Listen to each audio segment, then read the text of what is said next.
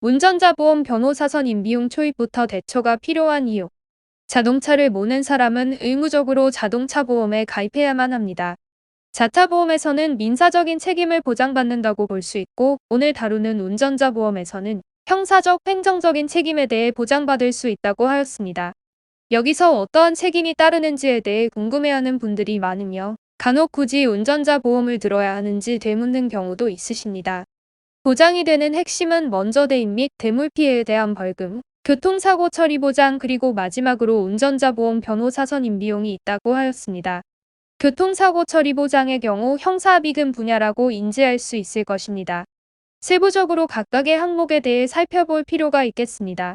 먼저 대인 및 대물 피해에 대한 벌금은 운전자가 고의로 저지른 것은 아니라 하더라도 야기된 각종 사건, 사고로 인하여 사람이나 물건 등에 대한 피해를 입혔을 때 나오는 것을 말한다고 하였습니다.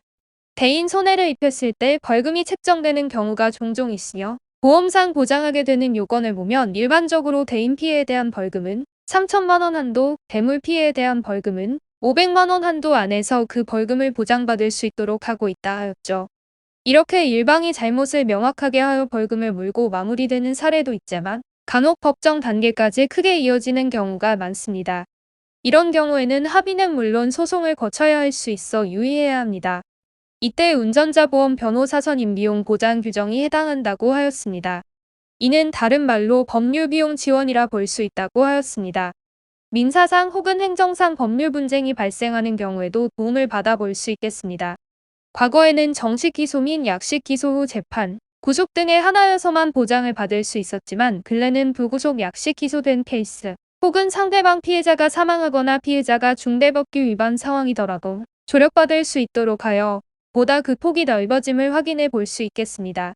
여기서 말하는 중대법규 위반이라는 것은 신호위반이나 중앙선 침범, 제한속도 과속, 앞지르기나 끼어들기 혹은 어린이 보호구역 주의 의무의 위반 등이 해당됩니다. 이러한 사안들은 일상에서 누구나 자칫 주의를 갖지 않을 시 발생할 수 있는 상황이 포함되어 있으며, 경찰 단계 초입에서부터 법률가의 조력을 구하고 보다 적극적으로 방어를 진행하는 것이 필요하다고 하였습니다. 피보험자가 만일 영장 청구로 인해 구속까지 이어지거나 검찰에 의해 법원까지 가게 되는 기소를 당한 경우도 해당한다고 하였습니다. 약식 기소는 제외하게 되며, 약식 기소가 되었지만 피보험자가 만일 검찰 측에 의해서 정식 재판 절차를 밟게 되었을 때도 법률가 선임 비용 보장이 이뤄질 수 있다고 하였죠. 특약 조항에 따라 조금씩 달라질 수는 있지만, 운전자 보험 변호사 선임 비용의 경우 크게는 5천만 원까지 적용된다고 하였습니다. 이외에 의도치 않게 일으킨 교통사고 규모가 상당히 큰 경우가 있을 것입니다. 앞서 언급한 바 보험상의 교통사고 처리 보장 부분이 해당된다고 하였습니다. 이는 당사자 혹은 피해자가 많을 시 그 처리 지원금을 보장해 줄 수 있도록 하는 것입니다. 운전자 보험 변호사 비용 보장을 받은 사례를 소개해 드리도록 하겠습니다. 김모 씨는 본인 자가용으로 운전자 보험, 자동차 보험 등을 가입하였습니다. 그런데 밤을 새고 몇 시간 자고 나서 주차장에서 차량을 빼어 나가는 사거리에서 무주의로 신호위반을 하게 됩니다. 이때 상대방 이모 씨의 차량과 충돌하게 되었습니다. 다행스럽게도 이 씨가 중상해를 입은 것은 아니었지만, 그럼에도 불구하고 김 씨는 관련 혐의를 적용받게 되었습니다. 경찰 단계 수사가 이어지면서 상대방과의 합의금 조정이 어려워지게 되었고, 그는 매우 큰 어려움에 부딪히게 됩니다. 김 씨는 고민 끝에 운전자 보험 변호사 선임 비용을 지원받을 수 있다는 점을 알고 저희 법무법인 AL을 통해 도움을 청하였습니다. 이에 김 씨는 원만하게 사안을 해소할 수 있었습니다. 근래 교통사고 형사 가해자에 대한 수사는 경찰 단계에서부터 도움을 받는 것이 필요하다고 하였습니다. 예전에는 피의자는 경찰의 1차적인 조사를 받은 이후 검찰 단계에서 법률가의 조력을 받는 사례가 많았지만, 지금은 처음부터 법률 전문가의 조력을 받아야 하는 기조이기에 경찰 수사 단계 이전부터 피해자로 지목된 경우 그 방어가 철저히 진행되어야 한다는 것입니다.